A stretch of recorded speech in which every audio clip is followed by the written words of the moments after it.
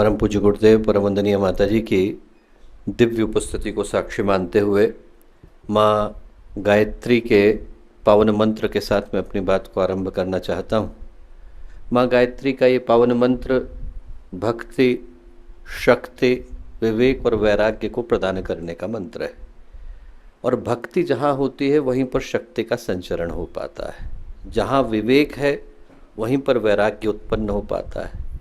एक सौभाग्य का विषय है कि श्रावण मास का आगमन होने वाला है और श्रावण के मास को हम लोग इस दृष्टि से देखते हैं कि भक्ति के जो स्वामी हैं भगवान नारायण, शक्ति के जो स्वामी हैं भगवान शिव, उन दोनों का मिलन इसी पवित्र मास में होता है।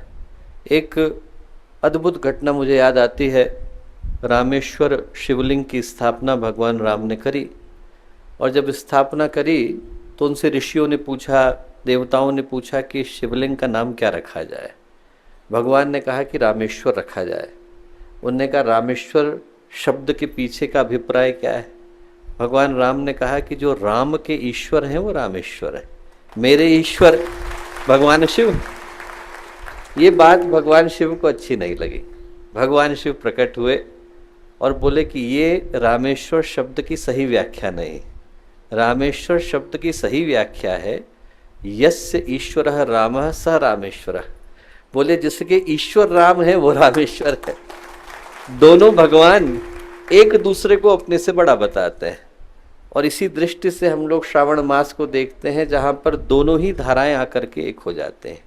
जब हम गायत्री का मंत्र बोलते हैं तो गायत्री मंत्र के अंदर ईश्वर के दो तत्वों का ध्यान करते हैं, भर्ग और देवस्य। भर्ग का मतलब है साहस, वीर्यम व भर्गई, और देवस्य का मतलब है देने की भावना। वो शक्ति जो परमात्मा के अंदर दोनों ही गुणों को अभिसंचारित करती है। उनके अंदर साहस भी है और संवेदना भी है, उनके अंदर पराक्रम भी है और पवित्रता भी है, उनके अंदर विवेक भी है और वेदना भी है, वो प्रखर प्रज्ञा भी है और सजल श्रद्धा भी है। जिनके अंदर दोनों गुण विद्यमान होते हैं उनको हम श्रावण मास के अंदर पूजते हैं। इसीलिए भगवान शिव के दोनों रूपों का ध्यान इस श्रावण मास में किया जाता है। एक रूप में वो शुभ के, कल्याण के, सौम्यता के प्रतीक हैं, कैलाश के ऊपर उनका निवास है, और दूसरे रूप में रुद्र रूप को धारण किया है। गले में मुंडमाल है, उनके कंधे पर काल सर्प यज्ञोपवीत की तरह से है। इधर चंद्रमा को धारण किए हुए है, उधर रुद्र है, वैरव है, काल भैरव, शूलिन, एक से एक बढ़कर के दुर्दांत लोग उनके सहयोगी के रूप में, और उनके जो कदम है उनकी थिरकन प्रलय को जन्म देती है। तो एक रूप में भगवान शिव है, मृदुलता के, सौम्यता के स्वामी हैं, और एक रूप में रुद्रता के, रौद्र के स्वामी हैं। और उन दोनों ही गुणों का ध्यान हम लोग श्रावण के इस पवित्र मास में गायत्री मंत्र के माध्यम से करते हैं। भगवान शिव का जब विवाह होने वाला था तो विवाह का जो संयोजन है, ऑर्गेनाइजेशन है, हरिद्वार की ही घटना है, वो भगवान नारायण ने अपने हाथ में ली।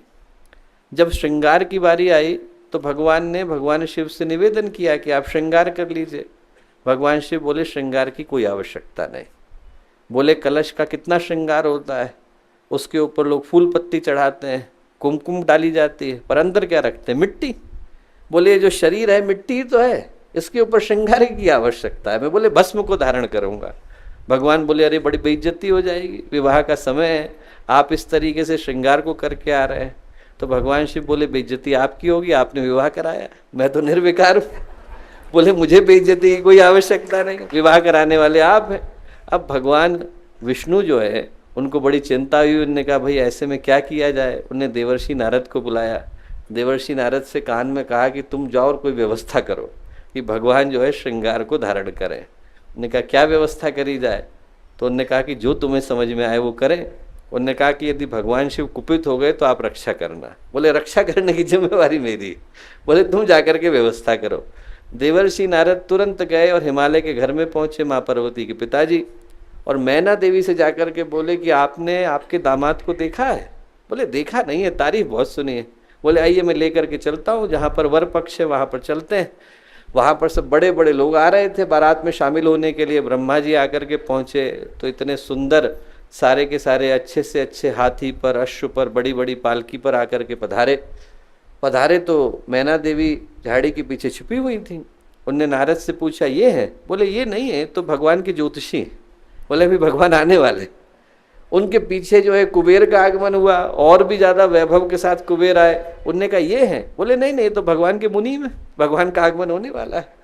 उनके पीछे पीछे और बड़े बड़े लोग आए, एक के बाद एक लोग आने लगे। मैना देवी हर बार पूछती कि ये है? बोले ना ना, ये नहीं है, भगवान का आगमन होने वाला है। फिर भूत प्रेतों का आगमन शुरू हुआ। भूत प्रेतों को देख करके मैना देवी घबराई कि ये कौन है? अब भगवान तो विश्वनाथ है। बोले ये भी भगवान के सहयोगी है। अभी आपने देवताओं को देखा, अब आप दानवों को देखो। बोले ये भी भगवान के सहयोगी हैं। अब जब उनका आगमन हुआ और सबसे अंत में देखा कि भगवान आकर के खड़े हुए, बैल के ऊपर चढ़े हुए हैं, उनके कंधे पे सर्प लटका हुआ है, इधर से जो है हाथ में त्रिशूल को धारण किए हुए है, चिता की भस्म को लगाए हुए हैं, तो मैना देवी घबराई। मैना देवी ने उनसे जाकर के भगवान विष्णु से प्रार्थना करी। बोले आप ही श्रृंगार कराइए। तो भगवान विष्णु उनसे क्या बोले? बोले बाकी के सारे जीव जब विवाह करने के लिए जाते हैं तो काम उनके ऊपर सवार हो जाता है। भगवान शिव वो हैं जो काम को भस्म करने के बाद विवाह करने के लिए जा रहे हैं। बोले आप इनको दोनों ही रूपों में धारण करिए। जैसे ही ये भाव मैना देवी के मन में आया, उनने भगवान शिव का वो रूप पाया जिस रूप को हम कल्याणकारी शिव कह करके पुकारते हैं। श्रावण के पवित्र मास में हम भगवान शिव के उन दोनों ही रूपों का धारण करते हैं। महाकाल भी वो हैं और आदि योगी भी वो हैं। उनसे प्रार्थना करते हैं कि हमारे जीवन में शुभता का, मंगल का, कल्याण का संचरण हो सके। इस भाव के साथ माँ गायत्री का पावन मंत्र एक बार साथ साथ। ओम भूर्भुवः स्वः तत्सवितुर्वरेण्यं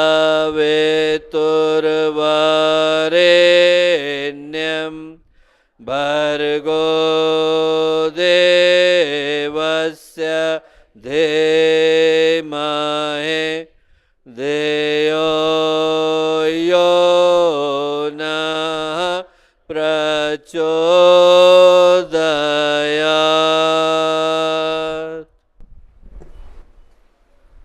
मित्रों, पवित्र अवसर है। परम पूज्य गुरुदेव परम वंदनीय माता जी का दिव्य संरक्षण हम लोगों को प्राप्त है। ऐसे शुभ अवसर पर जब हम लोग शांति कुंज हरिद्वार की इस तपोभूमि में आकर के उपस्थित हुए, गुरु पूर्णिमा की पूर्व संध्या का ये पावन अवसर, इस अवसर पर देश से विदेश से विभिन्न स्थानों से आए सभी गायत्री परिवार के साधकगण, याजकगण, उपासकगण, भाइयों बहनों, प्यारे मित्रों, आज शांति कुंज की इस पवित्र भूमि पर एक साधनात्मक वातावरण में पवित्र बेला में अगला वर्ष हर गायत्री परिजन के लिए सौभाग्य की त्रिवेणी को लेकर के आ रहा है। एक ऐसे समय में जब अखंड दीपक के प्राकट्य के 100 वर्षों को, वंदनीय माता जी के धरती पर अवतरण के 100 वर्षों को, पूज्य गुरुदेव की तप साधना के 100 वर्षों को, इसको हम लोग अगले वर्ष में मनाने जा रहे हैं। एक बड़ा ही अलौकिक वातावरण है, उसका निर्माण है और हरिद्वार की पुण्य भूमि पर हम लोग आकर के उपस्थित हुए। गंगा की गोद, हिमालय की छाया, वो पतितों को पावन करने वाली माँ गंगा, जिनका स्मरण मात्र व्यक्ति को शुद्ध धवल और उज्जवल प्रकाश से भर देता है। नगाधिराज हिमालय जो देवताओं को आश्रय देते हैं, वो इस शांति कुंज की तपस्थली को आश्रय प्रदान करते हैं। पूज्य गुरुदेव की वंदनीय माता जी की तपोभूमि, इस भूमि पर आज जब उपस्थित हो पाने का अवसर हम लोगों को मिला है, तो हिंदी में हम लोग ऐसे अवसरों को सौभाग्य कह करके पुकारते हैं। और सौभाग्य का आकलन आस्था की दृष्टि से भी होता है, अध्यात्म की दृष्टि से भी होता है, धर्म की दृष्टि से भी होता है और विज्ञान की दृष्टि से भी होता है। यदि हम लोग आस्था की दृष्टि से सोच करके देखें तो जिस धरती पर उपस्थित हो पाने का अवसर हम लोगों को मिला, ये भी अपने आप में किसी सौभाग्य से कम नहीं है। सर्व लोकमयः पुमान, ऐसा शास्त्र कह करके पुकारते हैं। सारे लोकों में जो सर्वश्रेष्ठ लोक है वो ये धरती पृथ्वी का लोक है, ऐसा शास्त्रों ने कह करके पुकारा। कहीं पर महर्षि अरविंद ने अपने सायंकालीन सभाओं के क्रम में कहा कि उनने 27 पृथ्वियों को देखा। ऐसी 27 पृथ्वियों को देखा जहां पर धरती की तरह का ही जीवन था। और उनमें सर्वश्रेष्ठ जो लोक था वो धरती का लोक था। पूज्य गुरुदेव ने भी एक जगह पर इशारा किया है कि जो धरती है बाकी की सारी धरतियों से भिन्न है, क्योंकि यहाँ पर सृष्टि के प्रत्येक लोक के प्रत्येक प्राणी को जन्म लेने का, कर्म करने का और मोक्ष को प्राप्त करने का सौभाग्य मिला हुआ है। और आप सोच करके देखें, यहाँ पर लगभग हर लोक का प्रतिनिधित्व है। यक्ष है, गंधर्व है, किन्नर है, नाग है, उपदेवता है, अधिदेवता है, प्रत्यधिदेवता है, दैत्य, दानव, असुर लोकों के प्राणी है, ऋषि मंडल के प्राणी है और देवलोक के प्राणी है। यहाँ पर हर जगह से प्राणी को आने का, अपने कर्म को करने का और मोक्ष को प्राप्त करने का अधिकार मिला हुआ है। वंदनीय माता जी से हम लोग छोटे थे तो ऐसे ही एक प्रश्न किया, बाल सुलभ जो जिज्ञासाएं होती हैं कि क्या अन्य ग्रहों पर जीवन है, और वंदनीय माता जी ने उसका बड़ा प्यारा उत्तर दिया, मौलिक उत्तर दिया। वंदनीय माता जी ने कहा कि बेटा अन्य ग्रहों पर जीवन है कि नहीं इस प्रश्न को छोड़ दे, ये सोच कि ये धरती भगवान की प्रयोगशाला है। बोले इस जगह पर भगवान प्रयोगों को करते हैं, सफल हो गया तो यहाँ पर ऊपर उठने के लिए छोड़ दिया जाता है, असफल हो गया तो ब्रह्मांड के दूसरे कोने में डाल दिया जाता है। डायनासोर है, असफल प्रयोग है, हो सकता है कि प्रकृति ब्रह्मांड के किसी और कोने में उनको पोषित कर रही हो, पर इस धरती पर उन प्रयोगों को छोड़ा जाता है जो सृष्टि की दृष्टि से मूल्य के हैं। तो हम लोग जरा सोच करके देखें, आस्था की दृष्टि से, अध्यात्म की दृष्टि से किसी भी जीवात्मा की यात्रा का जो सबसे मूल्यवान क्षण हो सकता है इस धरती पर उपस्थित होना, वो हम लोगों को मिला है। कभी अकेले में हो और अपने आप से बातें कर रहे हो तो सोचें कि पहला सौभाग्य कि इस धरती पर उपस्थित हो पाए। और इस बात को सिर्फ धर्म ही नहीं कहता, विज्ञान भी इस बात को कहता है। आप यदि वैज्ञानिकों से बात करके देखें तो वैज्ञानिक चाहे भगवान को मानते हो न मानते हो, धर्म पर उनकी आस्था हो न हो, किसी आध्यात्मिक भाव को मन में लेकर के चलते हो न चलते हो, पर एक सत्य को मानते हैं। वो सत्य क्या है? सारे वैज्ञानिक इस सत्य को मानते हैं कि धरती जिस जगह पर है वो ब्रह्मांड में बड़े अभिनव स्थान पर है। उसको वैज्ञानिक कहते हैं गोल्डीलॉक्स जोन। गोल्डीलॉक्स जोन का मतलब क्या है? ऐसा है कि यहां से लेकर भगवान सूर्य तक की जितनी दूरी है वो किसी ने स्केल पर खींच करके तय करी है। सिर्फ 5% इधर या 5% उधर होते तो जीवन की संभावनाएं नगण्य हो गई होती। हमसे 2 मिनट पहले शुक्र ग्रह के ऊपर भगवान सूर्य की किरणें आकर के टकराती हैं 2 मिनट पहले, और 2 मिनट के अंदर का अंतर क्या है? वहां की सतह का तापमान 470 डिग्री सेंटीग्रेड है, 470 डिग्री सेंटीग्रेड। 50 के ऊपर हम लोगों का जीवन असंभव हो जाता है, 470 पर तांबा पिघलने लगेगा, इंसान को छोड़ दीजिए। 2 मिनट पहले भगवान सूर्य की किरणें आकर के शुक्र ग्रह से टकराती हैं, जीवन असंभव है। 2 मिनट के बाद मंगल ग्रह से जाकर के टकराती हैं, वहां पर हर चीजें जम गई। 2 मिनट इधर होते उबल गए होते, 2 मिनट इधर होते जम गए होते। जिस जगह पर हम लोग आकर के बैठे हैं वो जगह ऐसा लगता है कि किसी ने स्केल पर ला करके खींच दी। वैज्ञानिकों की दृष्टि से यहाँ पर होना किसी चमत्कार से कम नहीं। और वैज्ञानिकों ने ऐसे 5926 ग्रह ढूंढ करके निकाले हैं जो कि गोल्डीलॉक्स जोन में है, जो कि उसी तरह की संभावना के अंदर है। उनमें हमारी धरती अकेली है। आप जरा सोच करके देखिए, हमारी धरती अकेली है जिसके गर्भ के अंदर लावा विद्यमान है। और लावा होने से क्या फायदा है? लावा होने से 2 फायदे हैं, आयरन है, मैग्नीशियम है। उन दोनों के कारण उत्तरी ध्रुव बन गया, दक्षिणी ध्रुव बन गया। उन दोनों के होने से क्या है? जो अंतरिक्ष से घातक किरणें आती है उनको चुंबक निकाल करके अंतरिक्ष में फेंक देते हैं, वो हमारे शरीर को छूती नहीं है। यदि वो ना होते तो इस धरती पर भी हमको स्पेस सूट पहन करके चलना पड़ता, ऐसे चल पाना संभव नहीं था, कुर्ता धोती को धारण कर पाना संभव नहीं था। तो वैज्ञानिकों की दृष्टि से दूसरा चमत्कार यह है कि वो धरती है जिसके गर्भ में लावा विद्यमान है, और लावा है तो धरती में उतार है, चढ़ाव है।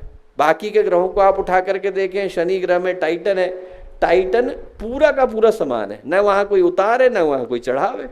तो वहां पर आप समुद्र के अंदर तैर सकते हैं, बैठ नहीं सकते हैं, भूमि की संभावनाएं शून्य हो गई।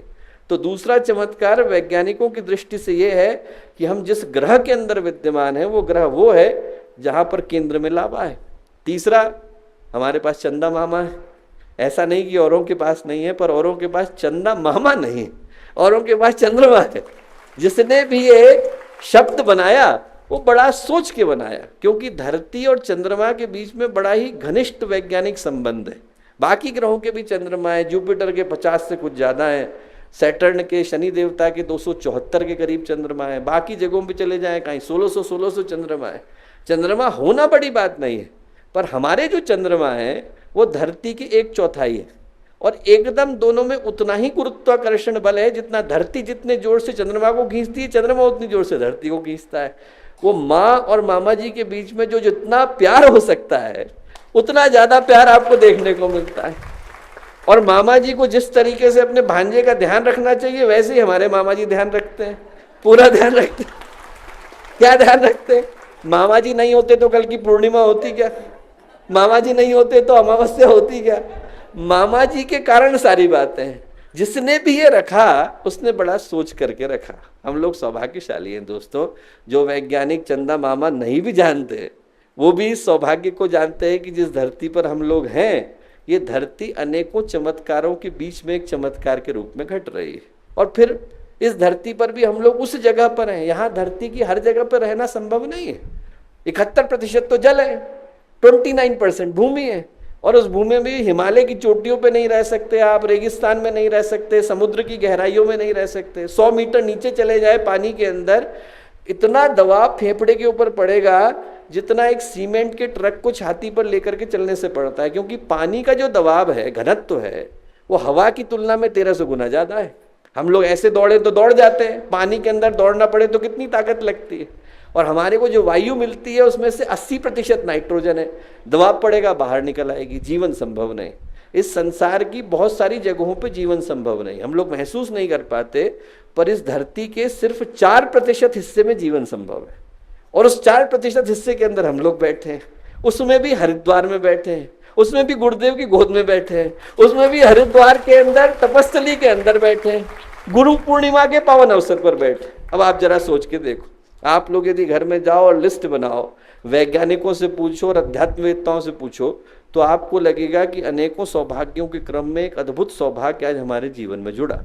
धरती के ऊपर है वो धरती जिसको वैज्ञानिक भी चमत्कार मानते हैं, मनुष्य का जीवन मिला है। दुर्लभम त्रयमे वेते देवानुग्रह हेतुकम मनुष्यत्व मुमुक्षत्व महापुरुष संशय। दुनिया में 3 चीजें दुर्लभ हैं, भगवान के आशीर्वाद से मिलती हैं। मनुष्य का जन्म सबसे पहला सौभाग्य।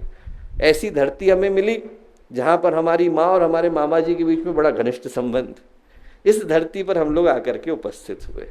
जिस धरती पर हम लोग आकर के उपस्थित हुए दोस्तों, वो ऐसा सौभाग्य है कि वो याद दिलाता है कि हमारे जीवन में गुरु पूर्णिमा अपने पुण्य प्रकाश के साथ फलित हो पाती है यदि हम सौभाग्य के मूल्य को समझ पाते हैं।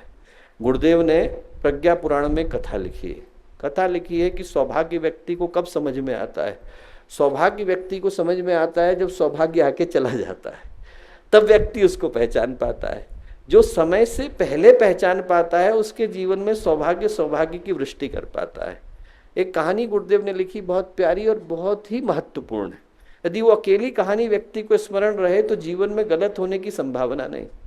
एक राज्य था, उस राज्य में निवासी लोग चयन करते थे कि यहाँ का राजा कौन बनेगा, और जब वो राजा को बना देते थे तो राजा को सारे भोग उपभोग की वस्तुएं प्रदान करते थे। जो उसके मन में आया वो उसको तुरंत प्रदान किया जाता था। 5 वर्ष तक वो राजा रहता था। जैसे ही 5 वर्ष पूरे हुए, घड़ी में 12 बजे, कैलेंडर में तारीख बदली, वैसे ही उसको उठाते थे, उठा करके वीरान द्वीप पे ले जाके छोड़ देते थे। वो राजा जो इसकी इच्छाएं पूरे करने वाले आज 100 सेवक लगे हुए हैं, उस राजा को पूछने वाला कोई नहीं। भूख से प्यास से बदहाल वीरान द्वीप पर वो अपनी अंतिम सांसें गिनता था, वहीं पर शरीर को त्यागता था। बड़ी अजीब सी परंपरा थी। एक दिन क्या हुआ, एक व्यक्ति राजा बना। राजा बनते से ही उसके मन में आया इस राजधानी को तो छोड़ता हूँ, पहले उस राजधानी को देख करके आता हूँ जहाँ 5 साल के बाद जाना है। वो वहाँ गया, वहाँ जा कर के उसने वीराने को बदलना शुरू करा, हरियाली में बदलना शुरू करा। खेत बनवाए, खलिहान लगवाए, कुएं बनवाए, वहाँ पर पुल बनवाए, सड़कें बनवाई, स्कूल खुलवाए, हॉस्पिटल खुलवाए।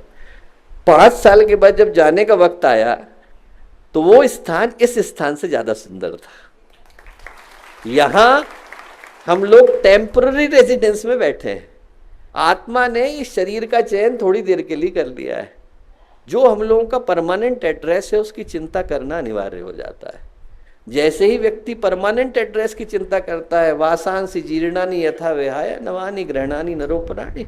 भगवान ने गीता में कहा है कि पुराने हो जाते हैं वस्त्र तो हम लोग उतार करके फेंक देते हैं, गंदे कपड़े को कौन धारण करता है। वैसे ही आत्मा भी पुराने शरीर को धारण नहीं करती है, उठा करके फेंक देती है। एक दिन पुराना होगा तो कहेगी मैं चली, और वैसे ही बुलावा आ जाता है। वो जैसे ही जाने का समय आता है तो व्यक्ति भूल जाता है कि जाना जहाँ था वहाँ की तैयारी हमने करी नहीं। गुरु पूर्णिमा का अवसर याद दिलाता है दोस्तों कि जहाँ जाना है वहाँ की तैयारी करना पहले अनिवार्य है। जिस जगह पर जाना है, यहाँ से जाने के बाद गुरुदेव के सामने खड़ा होना है, उनको मुंह दिखाना है, वो हमारा परमानेंट एड्रेस है। उस जगह की तैयारी व्यक्ति को अभी से करनी अनिवार्य हो जाती है। सौभाग्य अकेला नहीं आता है, उत्तरदायित्व को साथ लेकर के आता है। ये याद दिलाता आता है कि सौभाग्य उसी के जीवन में आता है जो उसको पहचान पाता है और जो उस उत्तरदायित्व को ग्रहण कर पाता है। मनुष्य के जीवन के रूप में हम लोगों को कितने सारे सौभाग्य मिले। संगीत हम लोग कर सकते हैं, साहित्य कर सकते हैं, कला कर सकते हैं, क्रिया कर सकते हैं, योग तप ज्ञान ध्यान आस्था अध्यात्म ज्ञान विज्ञान सब कुछ कर पाने की संभावना हमारे पास विद्यमान है। पर एक चीज जो इन सबसे बढ़कर के मिली हुई है वो कर्म को करने की छूट मिली हुई। हमारे को ईश्वर ने एक ऐसी संभावना देकर के भेजा है जो और किसी को नहीं मिली हुई। बाकी के जितने प्राणी हैं उनको कर्म काटने के लिए शरीर मिलते हैं, भोग को भोगने के लिए शरीर मिलते हैं, नया कर्म करने के लिए नहीं मिलते। हम लोग अकेले हैं जिसको ईश्वर ने संभावना प्रदान करी कि हम लोग नया कर्म कर सकते हैं। बाकी के जितने प्राणी आप उठा करके देखिए, उनको बंधी बंधाई व्यवस्था में रहना पड़ता है। शेर है, शिकार करना पड़ेगा। एक दिन सोचे कि चलो अब हम लोग बहुत दिन शिकार करते हो गया, चोटी वाला में खा लेंगे, तो नहीं खा सकते। चला जाएगा तो सारे चोटी वाले भाग जाएंगे। शेर जो है उसको शिकारी करना पड़ेगा, बकरी को घास फूसी खानी पड़ेगी, मछली को तैरना पड़ेगा, बंदर को पेड़ पे चढ़ना पड़ेगा। इंसान को सारी सुविधाएं मिली हुई। आप खाना चाहो तो खाओ, नहीं खाना चाहो तो मत खाओ। आपको तैरना है तो तैरो, आपको पेड़ पे चढ़ना है तो चढ़ो। भगवान ने इंसान को सारे कर्मों को करने की स्वतंत्रता दे करके भेजा है।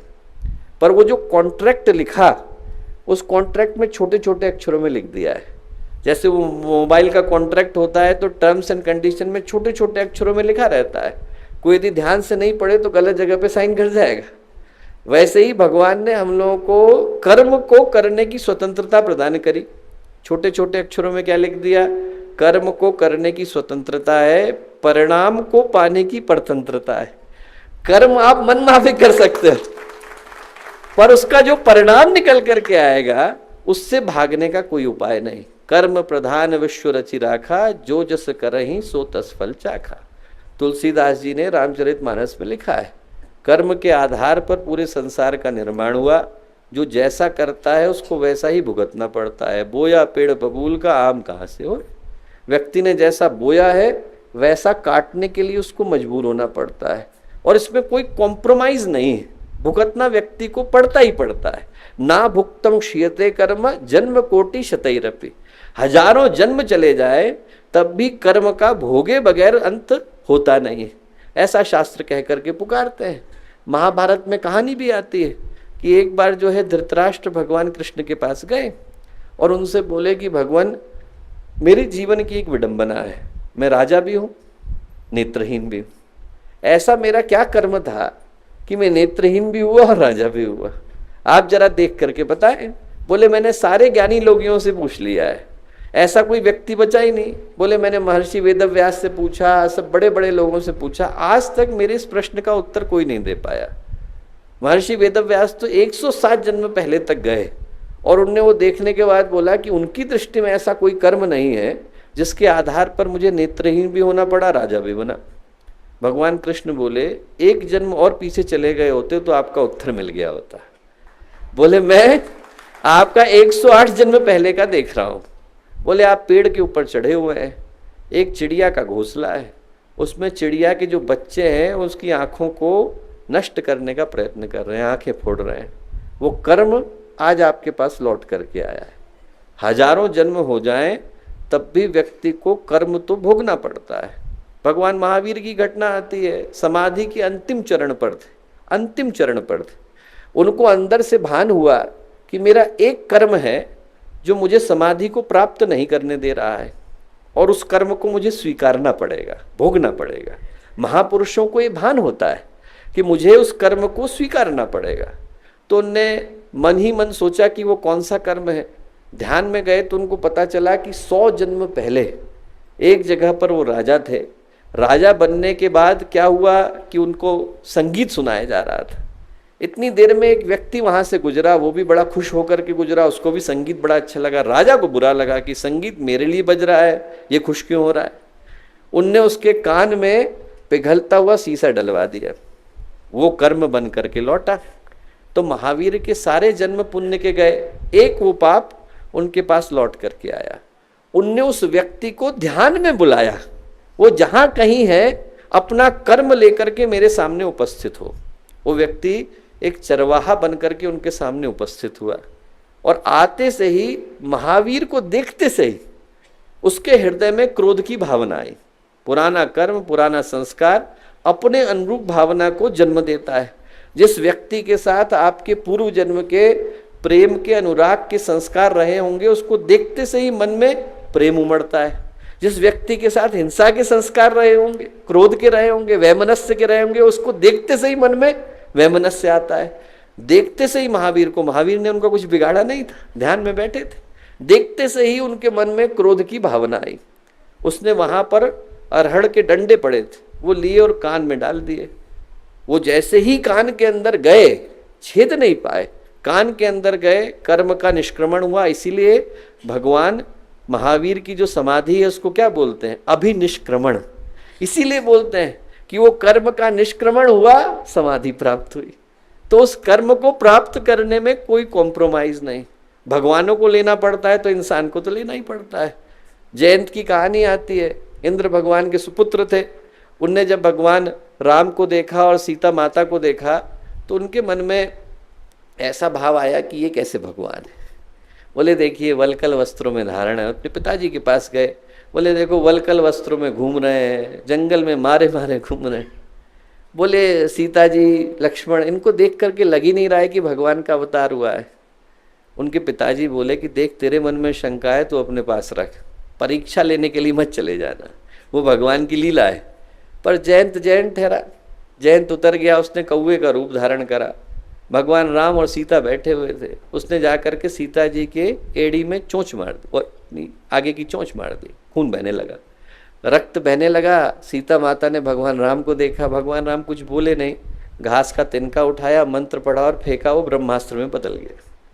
जैसे ही ब्रह्मास्त्र में बदला तो जयंत भागा भागा भागा पिता के पास गया। पिता ने कहा कि ये अस्त्र मेरी क्षमता से 1000 गुना ज्यादा भारी है, मेरे लिए इसका निराकरण कर पाना संभव नहीं, भगवान ब्रह्मा के पास जाओ। भगवान ब्रह्मा के पास गया, भगवान ब्रह्मा बोले कि देखो अस्त्र मेरा ही है, पर इसका निराकरण मैं भी नहीं कर सकता हूँ, तेरा कर्म तेरे पास लौटा है जयंत, तू भगवान राम के पास जा।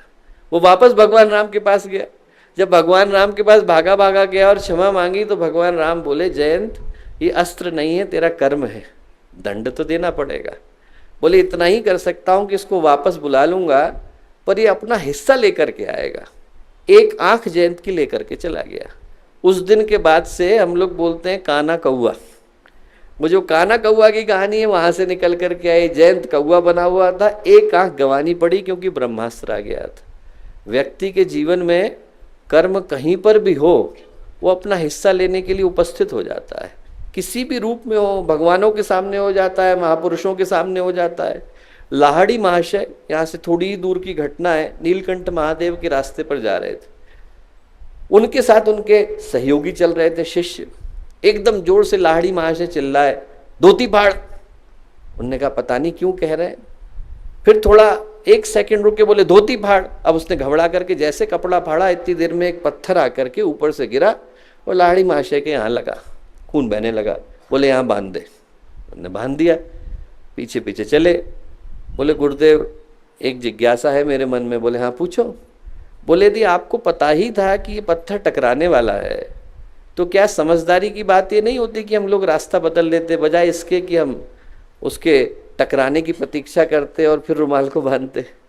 लाहड़ी महाशय बोले वो मेरा कर्म लौट रहा था मेरे पास, आज यदि उसको बचा ले जाता या उससे भाग जाता तो कल को चट्टान बन करके लौटता तो कौन रोकता। जो महापुरुष होते हैं वो कर्म को धारण कर लेते हैं, इसीलिए सौभाग्य के साथ उत्तरदायित्व निकल करके आता है। जो गुरु पूर्णिमा का पावन अवसर है दोस्तों, वो हम लोगों को याद दिलाता है कि सौभाग्य सफल हो पाता है यदि हम उत्तरदायित्व को धारण कर पाने की स्थिति में होते हैं। हम लोगों को स्मरण करने की आवश्यकता है कि हमारे कंधे पर उत्तरदायित्व किसका। 18 साल का बच्चा हो जाता है तो लोग उसको वयस्क मानते हैं, एडल्ट मानते हैं, जिम्मेवारियां वही निभानी पड़ती। हम लोग तो पूज्य गुरुदेव के 100 साल के बच्चे हैं।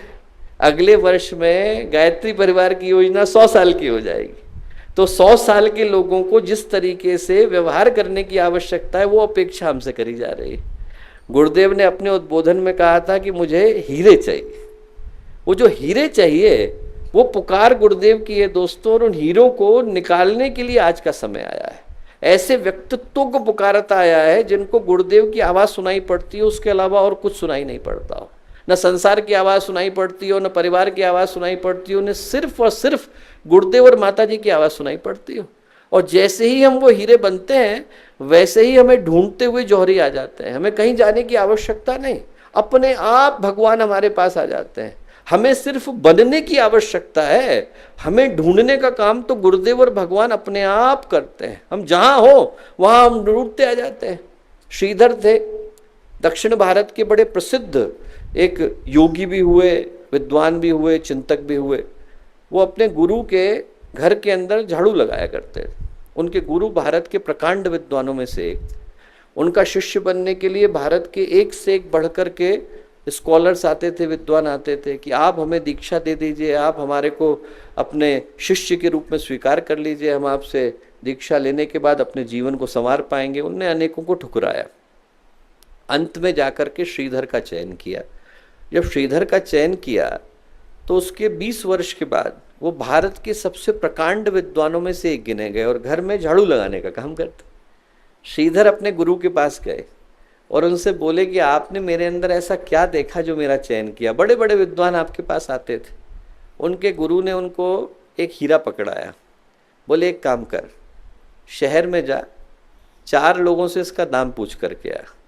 सब्जी वाले से पूछ, लोहार से पूछ, कपड़े बेचने वाले से पूछ और जौहरी से पूछ, फिर मेरे पास आकर के बताना। श्रीधर गए, 4 के पास गए। जैसे ही कपड़े वाले के पास गए उसने कहा 10 रुपये दूंगा, लोहार के पास गए उसने कहा 100 रुपये दूंगा, सब्जी वाले के पास गए 150 रुपये दूंगा। गुरु को आकर के बताया। गुरु बोले इन सब का छोड़ दे। जौहरी ने क्या कहा? जौहरी ने कहा कि अपनी दुकान भी बेच दूंगा तो इसको खरीद नहीं सकता हूँ। बोले हीरे को परखने के लिए जौहरी होना अनिवार्य हो जाता है। हम लोग जैसे ही हीरे बनते हैं हमें ढूंढने के लिए जौहरी आ जाते हैं। दोस्तों, हम लोगों का सौभाग्य होगा यदि हम लोग हीरे में बदल जाते हैं। मुझसे परसों कोई कह रहा था कि गुरुदेव ने हीरे ढूंढने के लिए कहा पर हम लोग तो पत्थर बन गए। मैंने कहा ऐसा नहीं है, पत्थर भी हम लोग बने पर कीमती पत्थर बने तो इससे बढ़ करके सौभाग्य नहीं हो सकता है। पत्थर ही बनना है तो हम लोग नींव के पत्थर बने, बनना ही है तो व्यक्ति नींव का पत्थर बने। लाला राजमोहन राय लाल बहादुर शास्त्री को लेकर के गए, लाला लाजपत राय लाल बहादुर शास्त्री को लेकर के गए ताजमहल दिखाने के लिए। ताजमहल जब दिखाने के लिए पहुंचे तो उन्होंने कहा देखो क्या दिखाई पड़ता है। तो लाल बहादुर शास्त्री ने कहा बड़ा अच्छा गुंबद है, मेहराब है। और लाला लाजपत राय ने बड़ी कीमती बात कही। उन्होंने कहा लाल बहादुर, अपन लोग यहाँ बैठ कर के प्रार्थना करते हैं कि कल को जब भारतीय संस्कृति का ताजमहल बनाया जाए तो हम लोगों की गिनती मेहराबों में और गुंबदों में नहीं हो, नींव के पत्थरों में। हम लोग हथौड़े खा ले पर हमारे बाद वालों के लिए राहें आसान कर जाए। दोस्तों, आज यही प्रार्थना करें कि गुरुदेव को यदि चुनना ही हो तो हम लोगों को नींव के पत्थरों के रूप में चुन लें। 10 हथौड़े खा ले पर अगले वालों के लिए अच्छी इमारतें बना करके जाए, अगले वालों के लिए अच्छी राहें आसान करके जाए। ये जो युग निर्माण की यात्रा है, हजारों वर्षों की यात्रा है। हमारे जैसे अनेक आएंगे और अनेक मिट जाएंगे, पर इस यात्रा में यदि हमारी गणना नींव के पत्थरों के रूप में होती है तो इससे बढ़कर के सौभाग्य हमारा नहीं हो सकता। हम लोग प्रार्थना करें, यदि भगवान पत्थर ही बना रहा हो तो नींव का पत्थर बनाए, बना ही रहा हो तो मील का पत्थर बनाए। गुरुदेव ने सुनसान के सहचर में लिखा है कि जब वो हिमालय की यात्रा पर गए तो उनको सबसे ज़्यादा प्रेरित मील के पत्थर ने किया। मील का पत्थर, गुरुदेव बोले, कुछ कहता नहीं है, किसी से बातें करता नहीं है, बोलता नहीं है, अपनी जगह पर शांत खड़ा हुआ है और आते जाते भटके राहगीर को राह दिखा रहा है। हम लोग यही सौभाग्य माने, हमें गुरुदेव ने जहाँ बिठा दिया, हमें गुजरात के कोने में बिठा दिया, राजस्थान के केंद्र में बिठा दिया, तमिलनाडु में बिठा दिया, असम में बिठा दिया, हमें भारत के बाहर बिठा दिया, जहाँ हैं हम वहाँ गुरुदेव के मील के पत्थर बन जाएं। जो हमसे पूछे उसे गुरुदेव की दिशा दिखा पाने की स्थिति में हो, उसको ये बता सकें कि आपको गुरुदेव तक कैसे पहुंचना है। बाकी का काम तो गुरुदेव करा ही लेंगे। जैसे ही हमने एक बार व्यक्ति को गुरुदेव से जोड़ दिया, जैसे ही उसके अंदर गुरुदेव के चिंतन को प्रविष्ट कर दिया, हमें जानने के लिए थोड़े आया है, गुरुदेव को जानने के लिए आया है। जैसे ही हमने उसे गुरुदेव से जोड़ दिया तो बाकी की यात्रा अपने आप परिपूर्ण हो जाती है। हम लोग छोटे थे तो एक बार यहाँ पर एक घटना घटी कि एक सज्जन थे, उनको किसी की कोई बात अच्छी नहीं लगी तो वो रिकॉर्ड करके गुरुदेव के पास लेकर के गए। गुरुदेव से बोले कि गुरुदेव ये ऐसा ऐसा वो बोल रहे थे। गुरुदेव उनसे बोले कि बेटा, पहली बात तो ये कि देख, तू इतनी रिकॉर्डिंग करके लाया, इसको करने से तूने दो ही चीज़ें प्रमाणित करी। एक तो ये कि तेरे पास इतना खाली समय है कि तू दूसरे की रिकॉर्डिंग कर सकता है। तेरे पास समय होता सार्थक करने के लिए तो इतनी रिकॉर्डिंग क्यों करता। दूसरा, ये करने से सिर्फ तूने अपने कान खराब किए और दूसरे के कान खराब किए। बुरी बात को सुनने से किसी का भला होता है क्या? गुरुदेव बोले। तीसरी बात बोले कि देख, शांति कुंज मेरा शरीर है, इस पर मक्खी भी बैठती है तो मुझको पता चल जाता है। शांति कुंज उनका शरीर है। युग निर्माण योजना, विचार क्रांति अभियान, गायत्री परिवार में ऐसा कुछ घटता ही नहीं जो गुरुदेव को बिना बताए घट जाता हो। घटता उनकी इच्छा से। हम लोगों का काम तो मील के पत्थर बनने का है। जहाँ पर भगवान ने खड़ा कर दिया वहाँ पर शांति के साथ, धैर्य के साथ, तप के साथ, तितिक्षा के साथ हर व्यक्ति को डाइवर्ट करते हैं कि आपको गुरुदेव के पास जाने की आवश्यकता है। जैसे ही व्यक्ति उनसे जुड़ता है, हृदय से जुड़ता है, भावनाओं से जुड़ता है, संवेदनाओं से जुड़ता है, समर्पण से, श्रद्धा से, विश्वास से जुड़ता है, आप मान करके चलिए कि उसके जीवन में चमत्कार घटित होता है। मैं अभी थोड़े दिन पहले घटना सुना रहा था कि जो लोग गुरुदेव से नहीं भी मिले, गुरुदेव ने ज्योति कभी बुझेगी नहीं इस आलेख के अंदर लिखा है कि हम यहीं पर समा जाएंगे और हमारी उपस्थिति का आभास यहाँ आने वाले हर आगंतुक को और निवासी को बराबर होता रहेगा। और आप उन लोगों से पूछ करके देखिए जो गुरुदेव के शरीर त्यागने के बाद गायत्री परिवार से जुड़े, उनमें से एक व्यक्ति आपको नहीं मिलेगा जो ये कहे कि मैंने गुरुदेव को नहीं देखा है। हर व्यक्ति को मन में आभास होता है कि वो निरंतर हमें देख रहे हैं, जहाँ कहीं है हमारे साथ हैं, भावनाओं के रूप में साथ हैं, उपस्थिति के रूप में साथ हैं, हम उन्हें महसूस कर पाते हैं। लाटविया के एक सज्जन आए हमारे यहाँ, उनको ना इंग्लिश आती थी ना हिंदी, तो बोलने का प्रश्न ही नहीं, इंग्लिश तो आती नहीं थी, लाटविया नहीं बोल सकते थे। तो जो भी, और वो भी क्या था, एकेडमिक टूर के तहत आए थे, लाटविया की यूनिवर्सिटी से आए थे। उनको भारत, भारतीय संस्कृति, श्रद्धा, भावना, समर्पण, इसके बारे में कुछ पता नहीं। यहाँ पर बातें होती थी, वो सब सुनते थे, अपने जो नोट बनाने होते थे बनाते थे, पर एक शिक्षार्थी के रूप में बनाते थे, भक्त या शिष्य के रूप में नहीं बनाते थे। नोट बनाए उनने, चलने का समय आया तो उनको हमने गुरुदेव माता जी का फोटो दिया। मैंने कहा कि यदि आपको कभी कोई परेशानी हो तो आप इनसे बोल देना, आप हृदय से बोलोगे, आपकी भावना पूरी होगी। अब उसको घटना को आए गए समय हो गया। उसके 8-10 महीने के बाद मैं लाटविया गया तो वहाँ पर जब यज्ञ करा रहा था तो वो आए वहाँ पर, वैसे पढ़ाने की दृष्टि से डीन है, वो मिलने के लिए आए। बोले भैया आपने उस दिन वो बात कही थी, उसका क्या परिणाम निकला मैं आपको बताता हूँ। बोले आपसे मिलने के बाद ग्रुप अलग अलग हो गया, कोई कहीं गया कोई कहीं गया। बोले हम लोग गंगोत्री गोमुख के ट्रैक पर निकल गए। बोले गंगोत्री के आगे मैं चल दिया, वो 62 ईयर्स के हैं, तो गंगोत्री के आगे चल दिया। तो बोले मुझे लगा कि मैं बहुत तेज़ी से कर लूँगा, पर हमारे ग्रुप के बाकी के लोग 30-30 साल के, 28-28 साल के, वो तेज़ी से चले गए और मैं धीरे धीरे आ रहा था। बारिश का मौसम था, अगस्त या सितंबर का समय था। उसमें क्या हुआ कि उनको एक जगह पर बारिश तेज हो गई, वो हिमस्खलन होने लगा, बर्फ़बारी होने लग गई, तो उनको एक जगह पर रुकना पड़ा। अब रात का अंधेरा छा गया, 4 साढ़े 4 के बाद हिमालय के अंदर जो है शाम का धुंधलका छा जाता है।